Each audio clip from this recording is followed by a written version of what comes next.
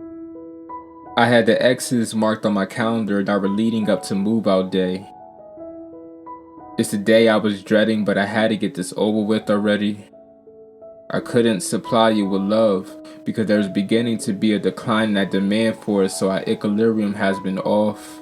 See, I made some space in my place just for you, but my heart tends to create space inside of cubbies for people who don't plan on staying long, like those kids leaving for recess when the bell rings. Because you found another address, a new home. But I think it all could be a gimmick since all homes can look good from the outside, and I won't lie, you look good from the outside when I was looking out the windows in my eyes and I opened my door when you rung my doorbell and I let you in. You started to take your shoes off, but the thought of us sharing our homes, our bodies with each other felt like a housewarming. Because everyone knows that second time around when someone comes to your home, they're no longer a guest.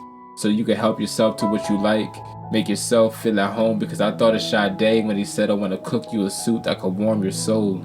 And I wonder if you like hot tea, and if so, maybe I can add a little honey to keep it sweet, keep it brief, and bring some warmth to it. But the warmth inside of me turned into fire, the way my heart became that burning wood in the fireplace that was keeping you warm, but I was burning out all of my energy to make you feel at home. And that's when my definition of a housewarming changed. A housewarming in my head became a house coding, because after a while it's like I was prolonging while you were overstaying, becoming a living rent-free tenant. And I try to act like none of that didn't bother me, like a car sneaking and creeping by that new home address without having our windows tinted. Because that's when we begin to see everything clearly from all angles. But I don't want to make it feel like I'm starting to fail in isolating what is personal from this is just business. So I had to collect everything that was past due, since this was long overdue, and it started by writing this letter. However, this eviction letter is confidential. It's not for you, since this home only has one name that's signed on all the documents. Your name was never on the lease, so this home was never yours to begin with. And here was the final notice. But even with my absence now, my presence then still felt unnoticed. So when I wrote this, you were evicted instantly. I had to evict you from living inside of me, because I finally felt at peace having my home to myself again without you being here.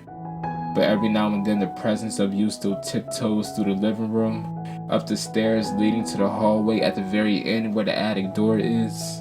And that's where my head is. And that's where my thoughts are, where the thoughts of you have been hidden. I kept it all in the trunk.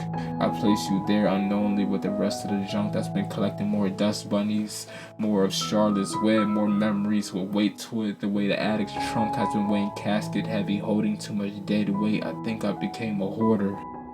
I don't know what parts belong to you and what parts belong to me, so I try to get rid of it all.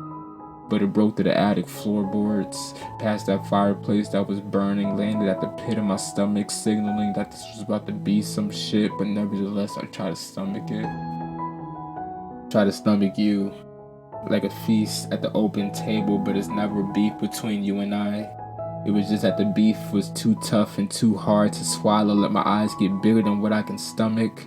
The way the cat caught and nicked and stuck the tip of my tongue when I found myself fixing my lips to say that I miss you. But that could be missed, because you cannot set flame to what has already been burnt out except a blunt. And I had to be blunt to myself. Now not even a caveman can make these two rocks in a hard place create a spark, like that firewood that turned into ash. But now a heart will not succumb to cold conditions. It will not play the fool for doorbell Dixie, giving it an open opportunity for intrusion, like the lingering drafts from the windows he left open. Until I realized that this poem became a compilation of all the poem drafts I reopened. You could at least told me you were not feeling at home anymore. I would have double balled to the door knowing that you were just a guest that wasn't planning on staying long. But this is nothing personal. There's no hard feelings. This is just business.